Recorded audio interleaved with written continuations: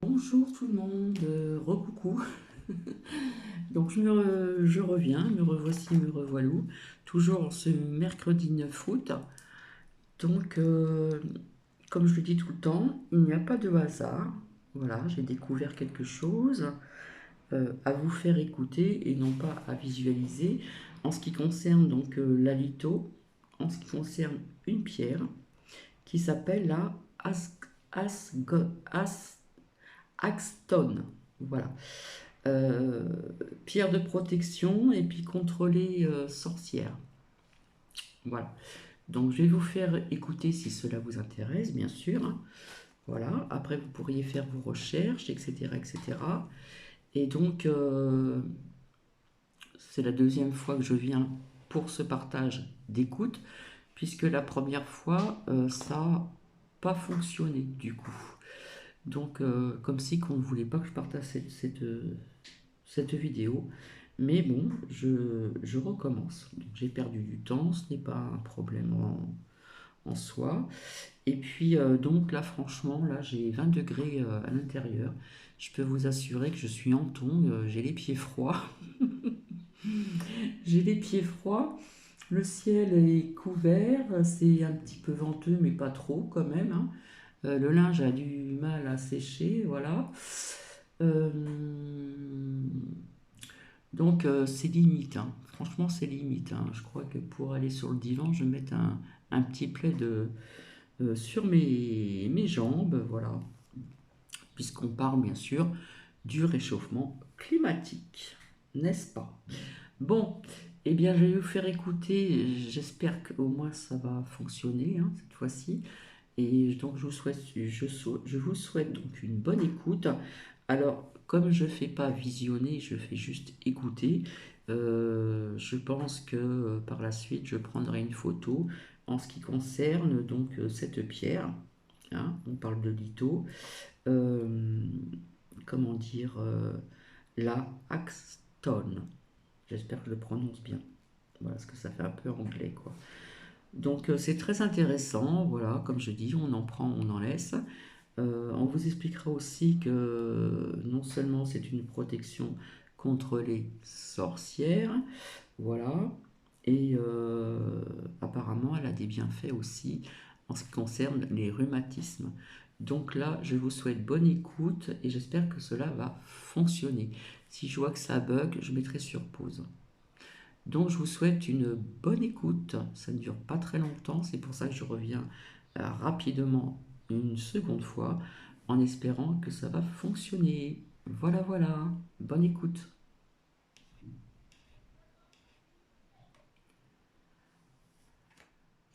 Alors, comme je suis au bord de mer, je vais vous faire une petite vidéo litho sur ce qu'on appelle la hagstone.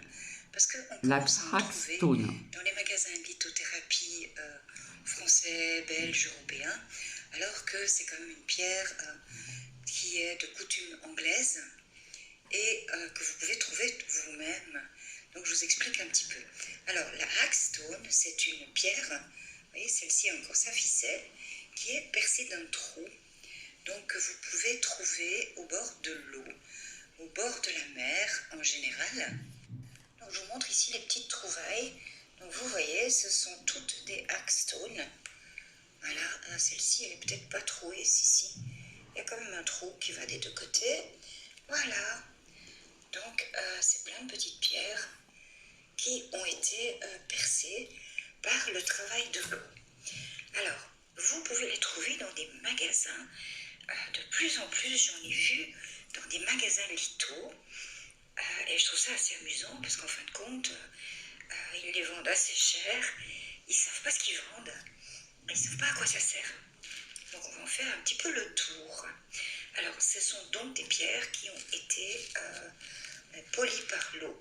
Quand vous les achetez dans les magasins, elles sont souvent plus polies par l'être humain. Ici, c'est vraiment...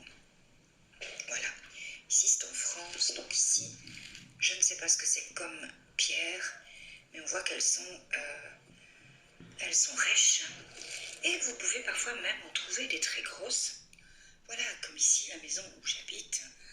Il y en a une devant l'entrée de la maison, près du seuil de la maison. pourquoi est-ce qu'il y a ces croyances-là? Alors, je vous explique tout sous la Hagstone. Déjà, Hagstone veut dire pierre à vieille sorcière, parce que Hag veut dire vieille sorcière ou vieille harpie en anglais. Hag, H-A-G. Donc les Hagstones, ce sont des pierres à vieille sorcière qui sont faites pour chasser les sorcières. Vous voyez, celle-ci était probablement pondue quelque part, retrouvée dans le sable comme ça. C'est assez étonnant, il ne faut pas oublier que la France n'est pas loin de l'Angleterre. Donc je vais simplement vous lire la traduction que j'avais faite de tout ce travail que j'avais mis sur mon blog. Donc au Royaume-Uni, les pêcheurs du Dorset, ils utilisent ces pierres contre la sorcellerie malveillante et il arrive qu'elles soient clouées au mât des bateaux pour écarter les sorcières. Donc voilà, c'était cloué à des clous ou des agrafes près du bord du bateau, mais pas que.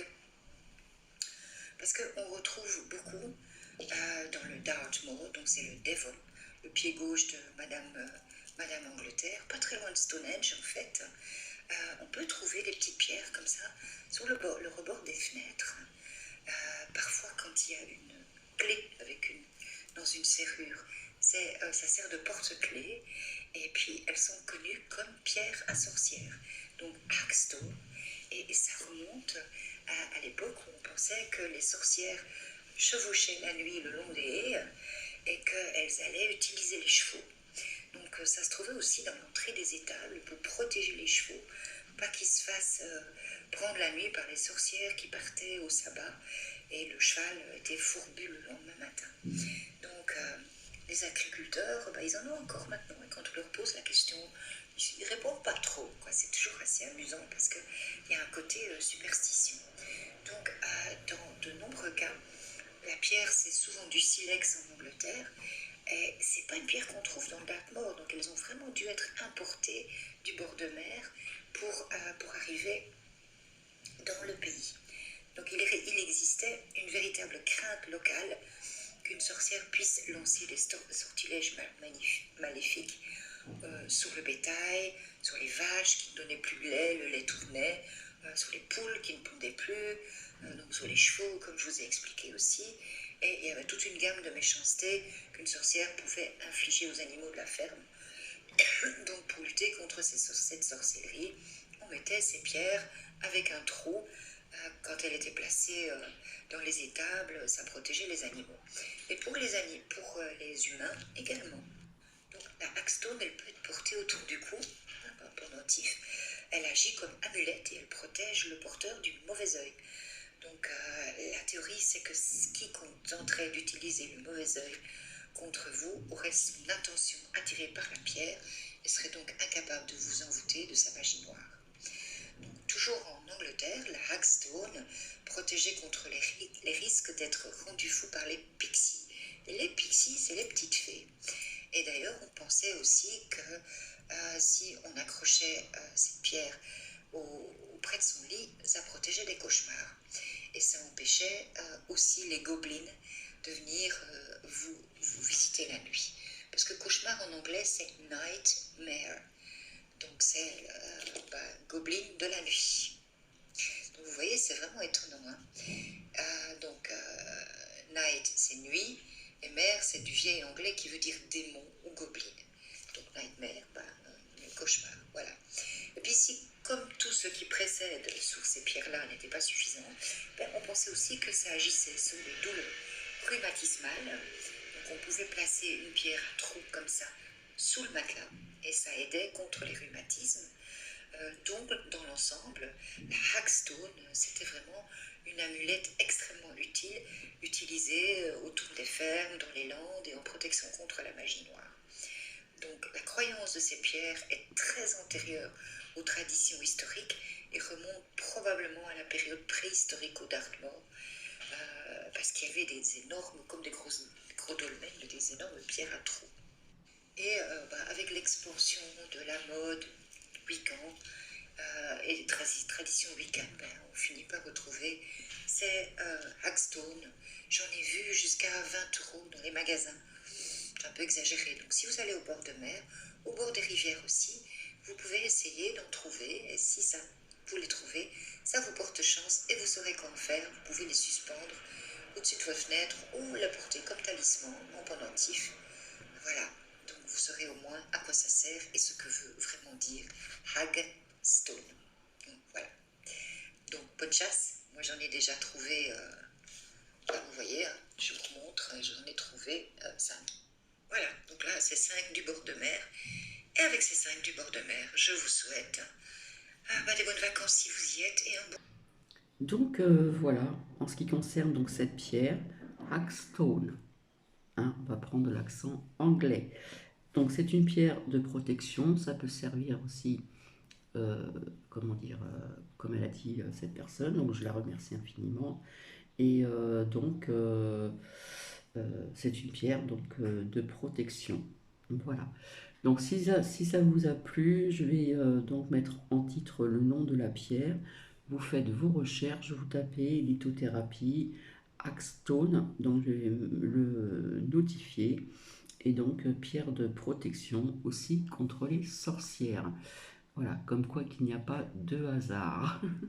Voilà, sur ce, je vais vous laisser parce qu'il va être bientôt midi. Et puis, je vous souhaite cette fois-ci, encore et encore une fois, une très belle journée à vous. Voilà, prenez bien soin de vous, etc. etc. Euh, Comme ça fait un moment que je ne l'ai pas dit, si vous êtes dans de basses énergies, hein, que les vibrations sont basses, eh bien j'ai envie de vous dire, occupez-vous comme d'habitude, hein, je le dis souvent, on a toujours de la lecture à faire, on peut tricoter, on peut faire du dessin, hein, un peu de créativité aussi, et puis on peut aussi, pour ceux ou pour celles ou ceux qui ne sont pas partis en vacances et qui ont leurs enfants, on peut faire aussi des jeux sociaux, de la créativité, du dessin, de la peinture, etc. Voilà. Euh, et puis surtout écouter de la bonne musique, voilà, qui va vous faire remonter vos vibrations, pardon, et votre bonne énergie, hein. Voilà, voilà. Allez, bisous à vous, et puis donc à plus tard.